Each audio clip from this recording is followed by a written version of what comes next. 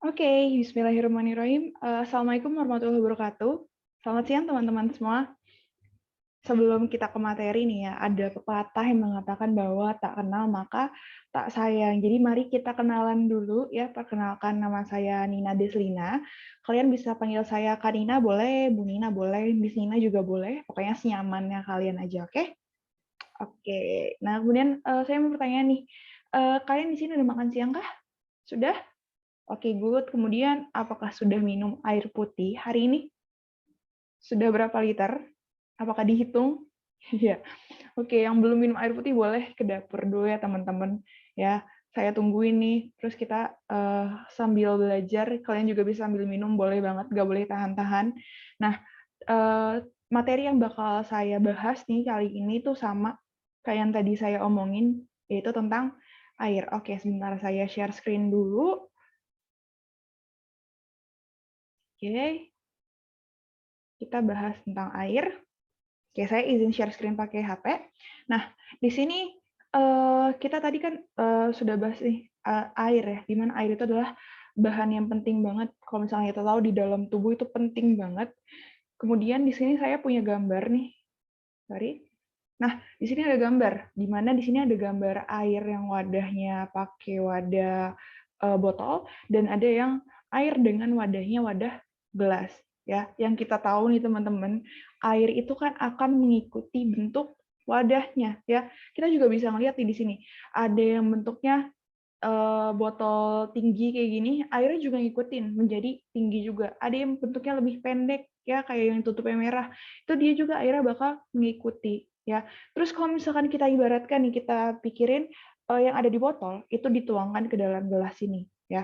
Ketika dia dituangkan, maka dia bakal mengikuti wadah gelas. Ya, betul sekali ya. Mengikuti wadah gelas. Jadi si air itu dia bakal mengikuti wadahnya. Bentuknya bakal sama kayak wadahnya. Kalian kalau misalkan di rumah punya gayung tuh yang love ya, bentuknya love, itu pasti airnya bakal warna love ya, karena itulah prinsip air. Nah, kemudian untuk pengertian air sendiri, oke, air itu adalah senyawa kimia yang terdiri dari dua unsur ya. Unsurnya apa aja tuh? Ada unsur hidrogen dan juga ada unsur oksigen, di mana satu unsur hidrogen yang warnanya biru di sini itu dia akan berikatan dengan dua unsur oksigen ya. Oke, jadi di sini satu hidrogen yang warna biru ini akan berikatan dengan dua oksigen yang akan menghasilkan namanya H2O, yaitu senyawa air ya. Nah, kemudian sebelum kita bahas ke sini, saya agak lupa sedikit ya, kita balik lagi nih sebentar, di mana senyawa air ini, ikatannya, hidrogen dan oksigen ini merupakan ikatan yang lemah ya. Dia adalah ikatan yang lemah. Karena dia lemah, jadi dia tadi si air itu bakal mengikuti wadahnya ya. Itu berkaitan tuh dua itu. Kemudian di sini ada fungsi air. Nah, kalau misalkan teman-teman tahu, 70% tubuh manusia itu terdiri dari air, dan juga 71% bumi itu terdiri dari air juga, di mana 71%-nya kalau misalnya kita ambil itu 96,5-nya adalah air asin. Jadi lebih banyak lautan dan perairan dibandingkan daratan. Nah, untuk umumnya air itu sebagai fungsinya itu sebagai zat pelarut, kemudian bisa mempertahankan struktur tubuh, bisa juga membuang zat metabolisme, contohnya di urin, membawa oksigen ke jaringan tubuh karena di peredaran darah itu kita membawa banyak air ya, banyak air yang kita bawa, dan juga bisa mencegah sembelit ya teman-teman, salah satunya itu. Nah, kemudian di sini ada pertanyaan ya. Pertanyaannya kayak lagu yang lagi hits kemarin-kemarin itu loh teman-teman.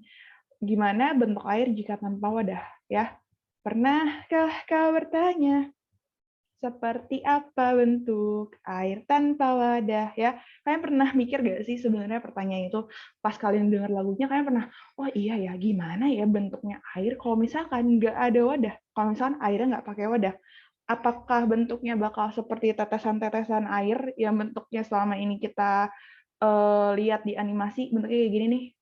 Apakah seperti ini? Oke, kita bakal cari tahu jawabannya ya.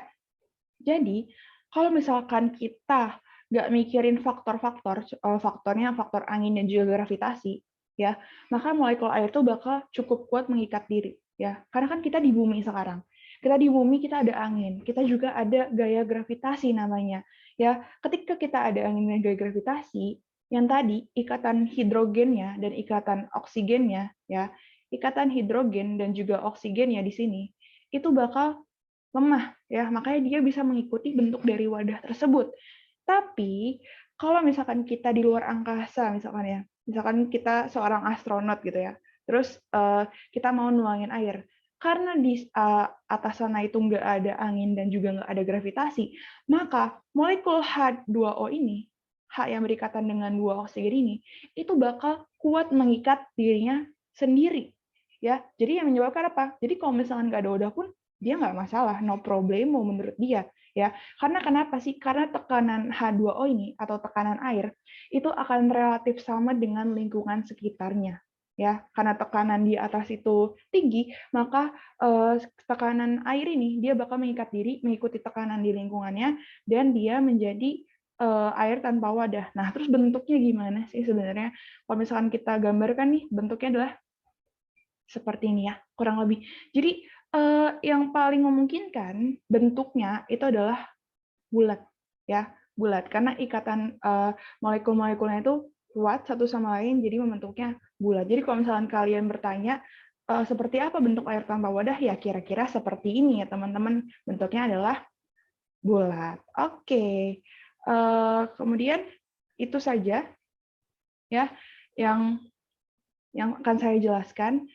Untuk kurang lebihnya saya mohon maaf ya. Untuk kesimpulannya berarti kita kalau misalkan bertanya tentang bentuk air tanpa wadah bisa, tapi harus ada faktor penentunya, harus nggak ada gravitasi dan juga harus nggak ada angin yang ada di sekitar lingkungannya. Oke, itu aja untuk pertemuan kali ini ya. Kurang lebihnya mohon maaf. Wassalamualaikum warahmatullahi wabarakatuh. Terima kasih banyak teman-teman.